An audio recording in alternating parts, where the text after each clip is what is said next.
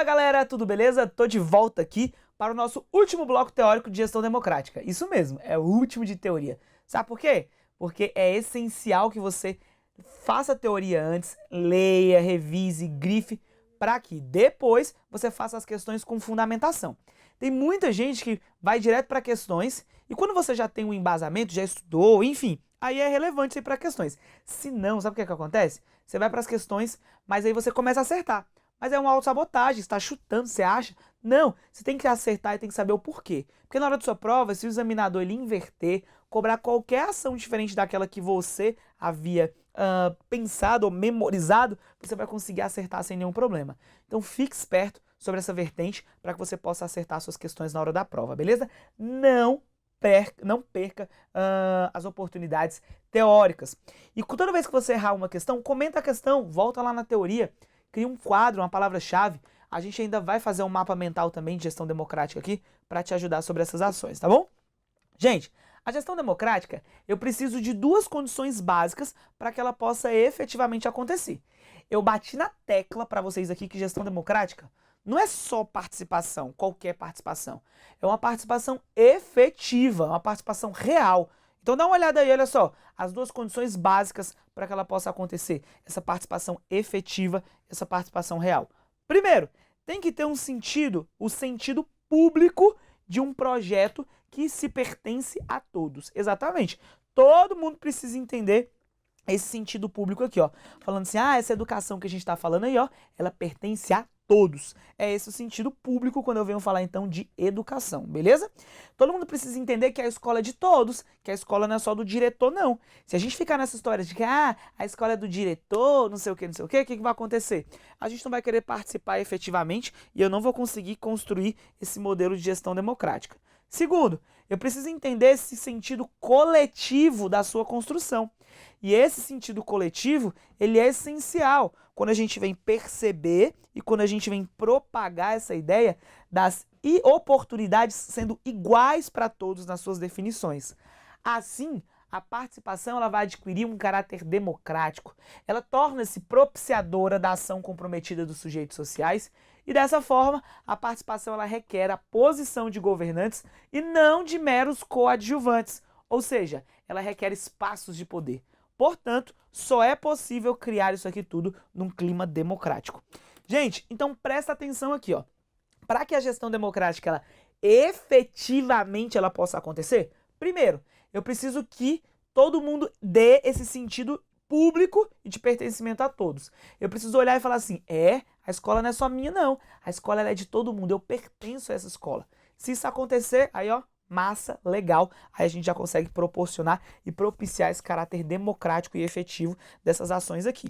E o segundo é a gente entender, quando ele coloca aí pra gente, o sentido coletivo de construção. Se eu entendo que a escola é de todo mundo, eu sei que eu tenho uma responsabilidade sobre ela. E eu vou precisar assumir essa minha responsabilidade. Isso é uma característica quando a gente vem propagar e quando a gente vem pensar sobre a gestão democrática para que ela possa se fundamentar e para que ela possa acontecer efetiva e ativamente dentro desse processo, beleza? Fiquem espertos então para que assim você possa acertar as questões na hora da sua prova, entendendo então que a gestão democrática, para que ela possa acontecer, ela é muito bonita, mas para que ela possa acontecer, eu preciso que essas ações todas elas sejam efetivadas. Se você falar assim, professor, mas eu já trabalho numa escola pública e lá não é assim não, lá quem toma as decisões é o diretor, lá é nananã, e você vai começar a lembrar aí das questões práticas. Presta atenção numa coisa, existe uma diferença entre a palavra eliminar e a palavra superar. Eliminar, romper, enfim, superar. Qual que é a diferença? Quando a gente teve a nossa Constituição Federal de 88, falou assim, agora a gente tem a Constituição aqui de 88. Legal, né? Então agora o nosso modelo de gestão vai ser democrático. Só que a Constituição, ela não podia falar assim, ó, a partir de agora acabou o modelo autocrático, chega, a partir de agora é modelo democrático. Se você fizer isso aqui, ó, autocrático, você vai ser preso. Não, né, gente? A gestão autocrática não é que se falar de eliminação, mas sim de superação. Todos os dias a gente supera um pouco do autocrático e vai trazendo o nosso modelo democrático. Então vai ser um modelo de superação que vai acontecendo ali aos poucos. Entendeu a diferença? Se eu chego hoje aqui para vocês e falo assim, acabou o modelo autocrático, acabou o modelo autocrático, eu já estou sendo autocrático com vocês, eu não estou sendo democrático. Eu preciso falar assim, ó, e aí, vamos participar? Aí amanhã eu falo, vamos participar de novo? Vamos participar mais? Até que um dia já está todo mundo envolvido. Então olha por que a gente está ainda engateando na gestão democrática e porque ela vai acontecendo ali aos poucos dentro dessas vertentes. Olha aí quando a gente fala, nota-se ainda que existe uma resistência muito encontrada aí dentro dessa postura pluralista. E é verdade, hein? Que está em grande parte consequente aí por meio da distribuição do poder, em que sim seja. Nesse sentido, a gente precisa ratificar a ideia da necessidade da desconcentração do poder. Lembra que eu falei que a gestão democrática está ligada à descentralização? Então é essa a vertente, eu preciso desconcentrar para que o poder esteja na mão de mais pessoas. Para que a gente tenha uma sociedade um tanto melhor governada, quanto mais repartido for, quando ele estabelece aí para a gente o poder, mais numerosos forem os centros de poder que controlam os órgãos do nosso poder central. A ideia é justamente essa daí, propagar então um mecanismo para que o poder ele seja descentralizado. Vale considerar que o conceito de autonomia está etimologicamente ligado à ideia de autogoverno. Isso é, a faculdade que os indivíduos ou as organizações têm de se regerem por regras próprias. Aí ele ainda estabelece, escola autônoma é, portanto, aquela que constrói aí o seu projeto pedagógico de forma coletiva. Todo mundo deve participar dessa vertente aí, com estratégia fundamental para a sua emancipação, a dimensão micro e a transformação social, a dimensão macro. Assim, a autonomia precisa ser conquistada a partir da democratização interna e externa da escola, politizando o espaço escolar e proporcionando aí o desenvolvimento de duas facetas importantes da autonomia escolar. A autonomia da escola e a autonomia dos sujeitos sociais. Professor, o que é essa autonomia dentro desse processo que ele está propagando aí pra gente? Gente, ele está dizendo que é o seguinte, a gestão democrática ela é tão importante porque a gente acha que ela se limita à escola, mas na verdade não. Ele fala da micro e ele fala da macro. Quando ele estabelece aqui a dimensão micro, isso mesmo, dimensão micro, ele está falando da emancipação. Se eu emancipo o meu aluno, eu dou liberdade, autonomia para ele, ele vai chegar na sociedade diferente. Esse cidadão, ele não vai chegar na sociedade com a visão assim, ó, de eu preciso seguir de forma muitas vezes assim, né, como uma venda, nem olhando para os lados o que acontece, ou de forma não reflexiva. Claro que não. Ele vai chegar na sociedade crítico, ativo, transformador, cheio de vontade de fazer a diferença. E é isso que a gente precisa quando a gente vem falar da transformação social. Primeiro eu penso na emancipação, eu vou emancipar, vou possibilitar autonomia para o estudante. Tem autonomia? Agora a gente vai levar a transformação social. E essa transformação é modificar totalmente esse processo dentro dessas características decisórias. Havendo então a transformação social, a gente consegue proporcionar e consegue possibilitar essas ações pensadas sobre esse sujeito, beleza? Fiquem espertos sobre cada uma dessas vertentes quando a gente vem propagar essas perspectivas pautadas sobre a gestão democrática, para que assim você possa acertar suas questões na hora da prova. A gestão democrática, gente, ela não se limita à escola, não se limita à sala de aula, ela leva à transformação social e é esse o seu sentido maior. Dá uma olhada aí, olha só, sobre uma coisa que a gente falou agorinha, a transparência. Não há que se falar da gestão democrática se não acontecer, se a gente não tiver transparência. A transparência, ela é uma condição para que a gestão democrática ela possa acontecer, beleza?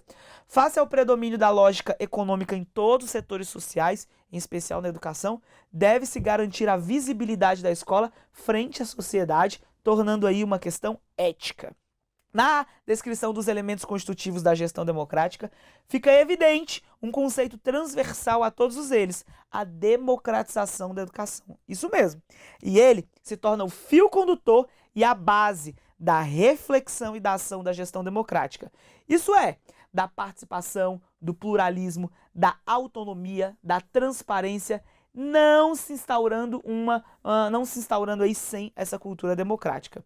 Gente, agregado isso aí, a gente deve viabilizar todas essas ações aqui, ó.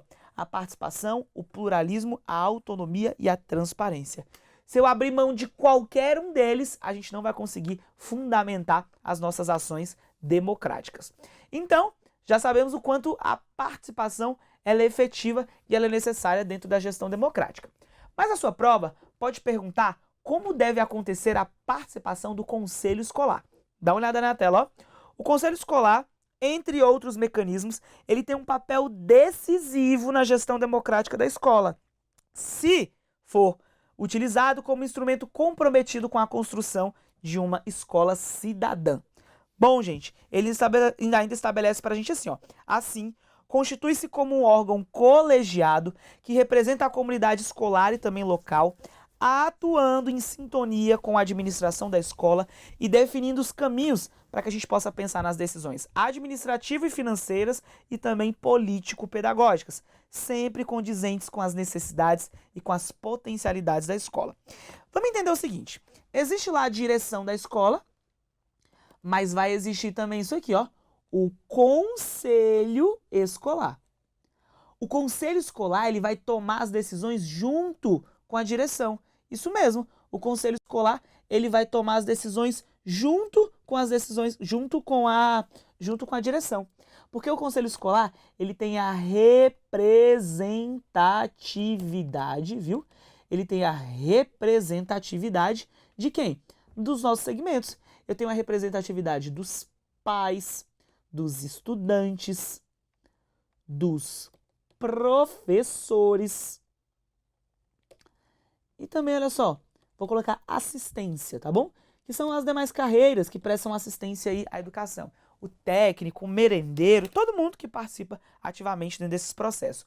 Por isso é um processo de tomada de decisão administrativa, financeira e também pedagógica dentro de cada uma dessas ações. O conselho escolar, ele é muito importante porque ele vai auxiliar, ele é a voz da comunidade. Como eu disse para vocês, o pai, ele não pode estar todos os dias na escola, mas ele tem o conselho escolar que vai ali o representar, beleza?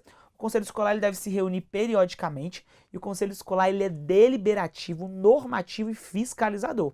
O conselho não é só consultivo, não. A direção vai lá, já toma uma decisão e chama a comunidade só para poder consultar. Fala, o que você acha? Aí o conselho escolar fala e a gestão faz o contrário. Não, ele está lá para poder participar efetivamente, beleza?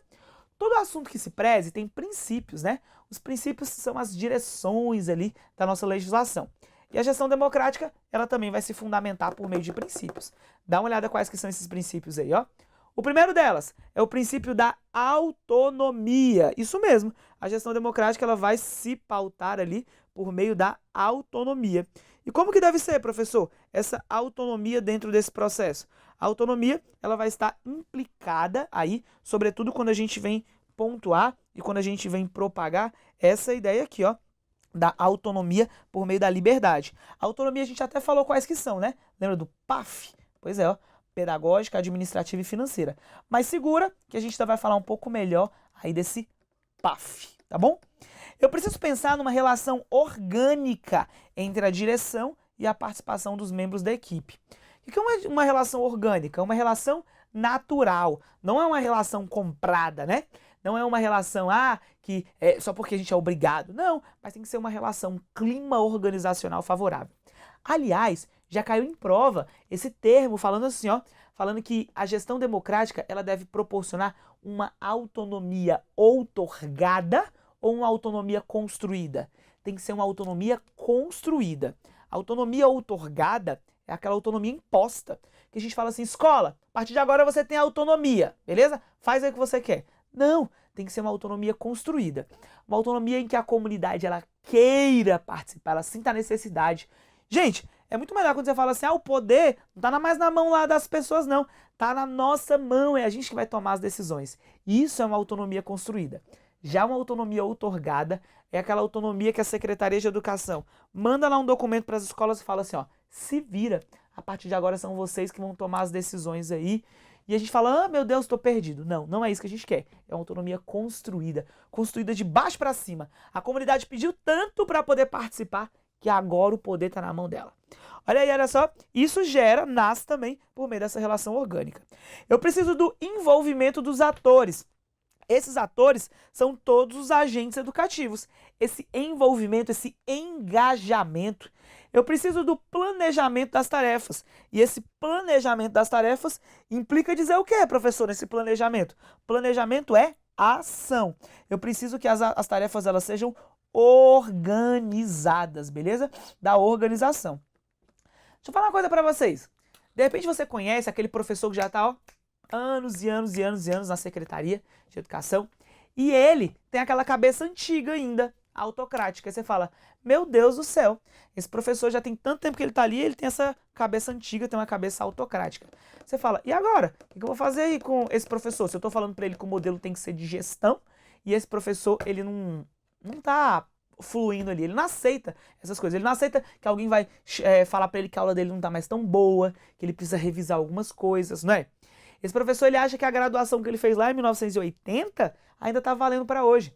Por isso, a gestão democrática, ela vai estar diretamente associada à formação continuada, que é a atualização, o aperfeiçoamento, o aprimoramento. E uma Passos Veiga fala que eu preciso criar um tempo escolar, em que toda a comunidade vai sentar, os professores, a comunidade, todo mundo vai sentar e a gente vai conversar e vai discutir sobre as temáticas. Isso é formação continuada, a contextualização, o aperfeiçoamento. Porque aí esse professor, que estava ali naquela visão autocrática, ele vai entender como é que se dá esse processo democrático hoje, a importância, os ganhos que a gente tem dentro dessa ideia. Olha o que mais nós temos aí, ó, num processo de decisão baseado aí nas informações concretas.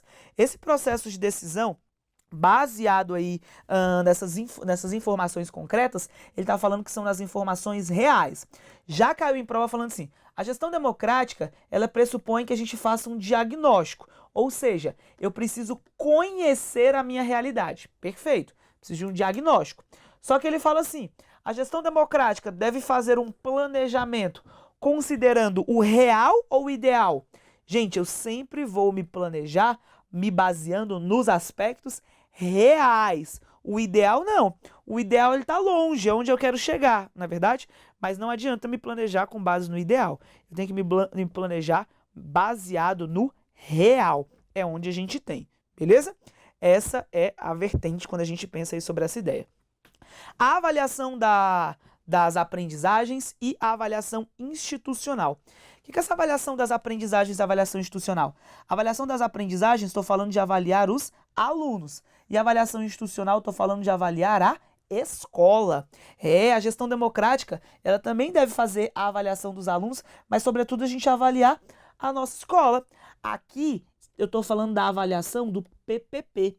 O projeto político-pedagógico, ele deve ser o eixo, o projeto político-pedagógico, ele deve ser o eixo dessa vertente, viu? Deve ser o eixo norteador para que a gente possa, então, avaliá-lo. O que mais, professor, que a gente vem pensar? Ele fala assim, ó, as relações humanas, elas devem ser produtivas, criativas e assentadas na busca dos objetivos comuns. O que é isso? Relação produtiva e assentada num objetivo comum. Entenda assim, quando eu vou fazer gestão democrática, eu chamo a minha comunidade.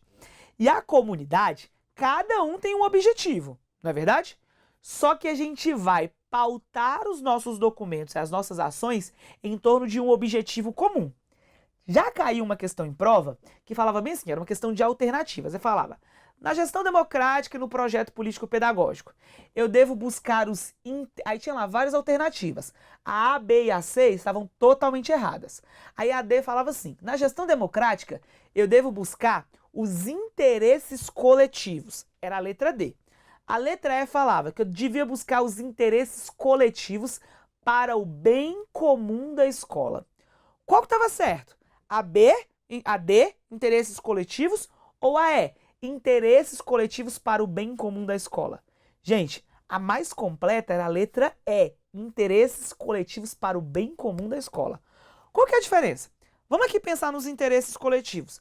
Você concorda que todo mundo que está assistindo aí a aula, todos os alunos aqui do Gran Curso Online, é o interesse coletivo ganhar na Mega Sena?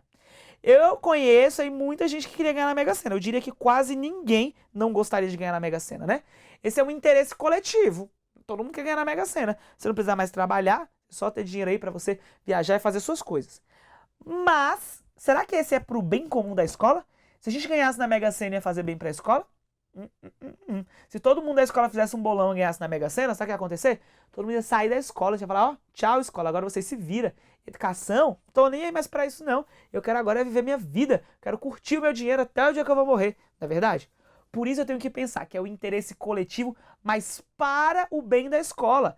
Ganhar na Mega Sena é um interesse coletivo, mas não é pro bem da escola não. Tem que ser um interesse coletivo para chegar àquela qualidade social que as DCNs falaram pra gente. Beleza?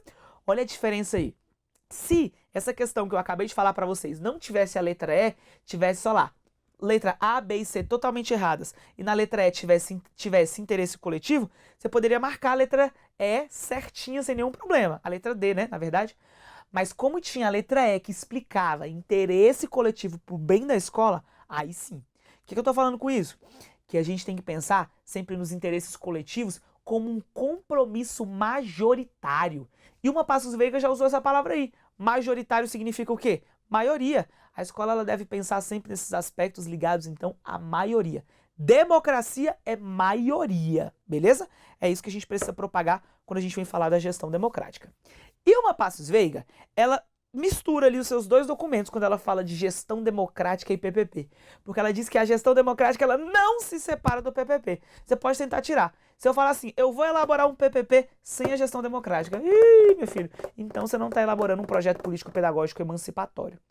A gestão democrática ela está vinculada ao projeto político-pedagógico.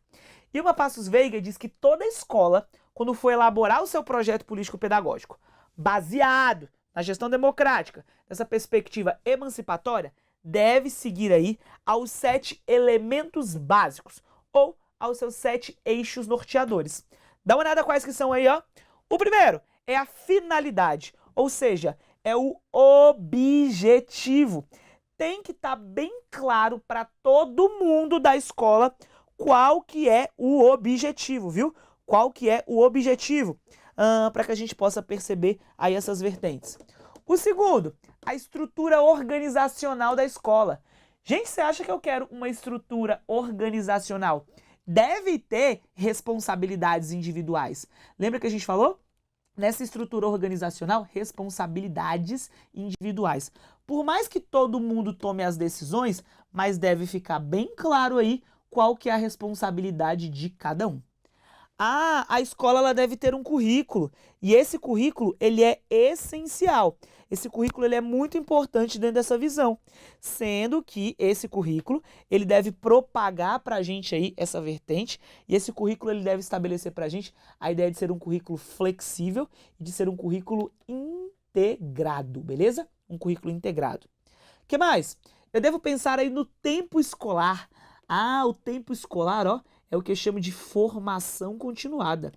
E uma Passos Veiga diz que a escola deve reservar um tempo, isso mesmo, deve ter um tempo em que todo mundo para a gente parar e pensar e refletir ali sobre as ações da escola. E uma Passos Veiga fala sobre o processo de decisão. O processo de decisão tem que ser democrático, lembra? Todo mundo deve tomar as decisões. E as relações de trabalho, professor? Como é que devem ser as relações de trabalho? Devem ser relações horizontais ou verticais? Devem ser relações horizontais, ó. Horizontalizadas, beleza? Horizontalizadas, assim, ó. Pensada a partir dessa ideia. E a avaliação, professor? A avaliação deve ser isso aqui, ó. A avaliação deve estar relacionada a um feedback. Exatamente. A escola ela deve fazer uma avaliação tanto das aprendizagens quanto a avaliação institucional. O que é a avaliação institucional? Sentar todo mundo, todos os agentes educativos. Aí, os nossos documentos falam que normalmente a escola, é recomendável que a escola faça isso pelo menos uma vez no ano, antes de todo mundo sair de férias. Vamos avaliar como é que foi esse ano? Vamos avaliar a nossa proposta pedagógica? Será que a gente caminhou rumo a essa proposta pedagógica? Muitas vezes as escolas não os fazem, né? Não a faz essa avaliação aqui. Sabe por quê? Porque as pessoas têm dificuldade de entender. Quando a gente fala que vai avaliar os profissionais, as pessoas levam tudo pro pessoal. Acham que a gente está avaliando as pessoas. Na verdade, não. Eu tenho que avaliar o profissional. O eixo norteador dessa avaliação deve ser a proposta pedagógica. E não a pessoa. Trabalha mal, olha o que a pessoa faz. Não. O que a gente pode fazer para poder melhorar essas vertentes, beleza? E uma Passos Veiga fala bastante disso. E uma Passos Veiga fala aí pra gente, então, dessas 3 autonomias, dá uma olhada aí, ó, ou chamadas de dimensões, que é a pedagógica, a administrativa e a financeira. Ela exige uma ruptura, preciso romper, uma ruptura histórica com a prática administrativa na escola como enfrentamento das questões de exclusão, reprovação e de não pertencimento do aluno na sala de aula. O que é essa ruptura histórica? Gente, nós vivemos numa sociedade capitalista. E o capitalismo, o que ele faz? Ele cria aquela pirâmide social, não é verdade? O capitalismo, ele cria divisões de classes. Eu tenho lá a classe dominante, a classe dominada, a burguesia e o proletariado. E é uma verdade, não é isso? Na escola, o que acontece na escola? Na escola eu tenho os reflexos, disso.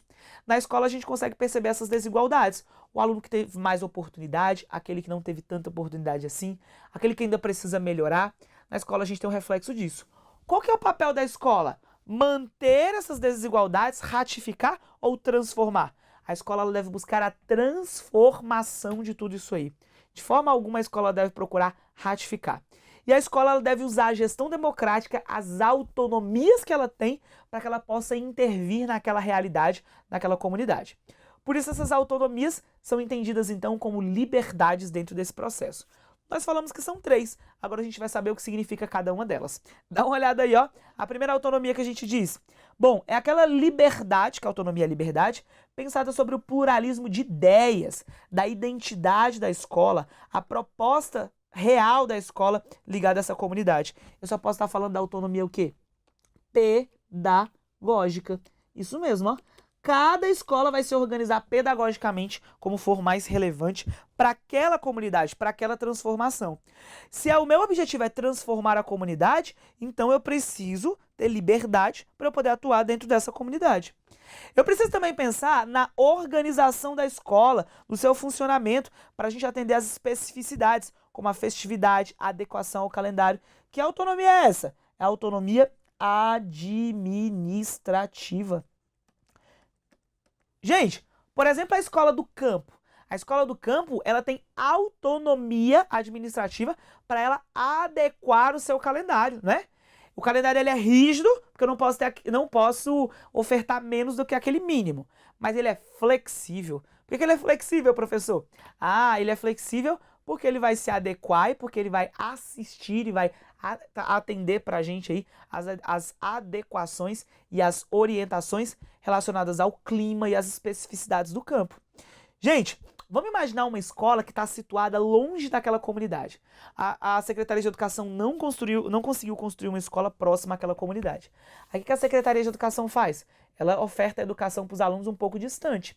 E aí os alunos têm que pegar um ônibus para poder chegar até aquela escola. A aula naquela escola antes começava 1h da tarde, mas os alunos só conseguem chegar 1h30. Gente, a escola tem essa autonomia. O que a escola vai fazer? A escola ela vai pegar e vai começar a aula 1h30. Só que aí, né, a aula tem que durar ali, vamos colocar que nessa escola dura 4 horas. É um regime parcial. Então ela vai terminar 2, 3, 4, 5h30, né? Vai ficar até 5h30. Antes ela terminava 5 horas, mas agora a escola ela reorganizou isso aí, sem nenhum problema.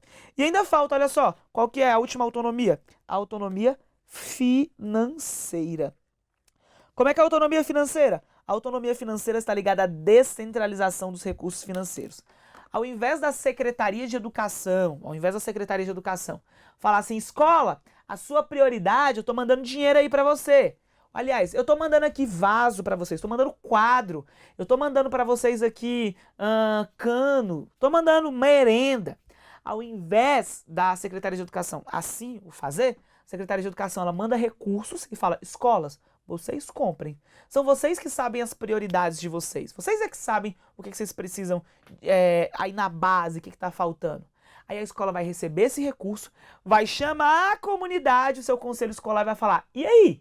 O que é prioridade aqui para a escola? O que a gente precisa comprar? E aí os dois juntos vão estabelecer então aquilo que vai ser prioridade. Beleza? Isso são as autonomias da gestão democrática. Gente, eu falei, por exemplo, aqui da carga horária, aqui do calendário, de 4 horas por dia, né? Mas é porque é o mínimo estabelecido em nível nacional. Aqui no Distrito Federal, a gente já fica no mínimo 5, beleza? Se você é daqui, pra você poder não confundir. E tem um detalhe também, olha só. Quando a gente fala aqui, alguns autores falam que existe uma outra autonomia, que é a autonomia jurídica. Essa autonomia jurídica é a autonomia pensada sobre as normas. cada escola tem autonomia para estabelecer o seu próprio regimento. E um outro detalhe é que a LDB, ela não chama de autonomia financeira, ela chama de autonomia de gestão financeira. Por que de gestão financeira? Porque a escola, ela não pode arrecadar recursos, a escola é um órgão público. Ela só pode fazer gestão daquilo que ela recebe da Secretaria de Educação. Entendeu a diferença? Ela faz gestão desses recursos. Gente, eu vou ficando por aqui, mas no próximo bloco a gente vai fazer um mapinha mental, terminar o que ainda falta aqui sobre as dificuldades da gestão democrática e depois a gente vai fazer questões de prova. Até o próximo bloco. Tchau, tchau!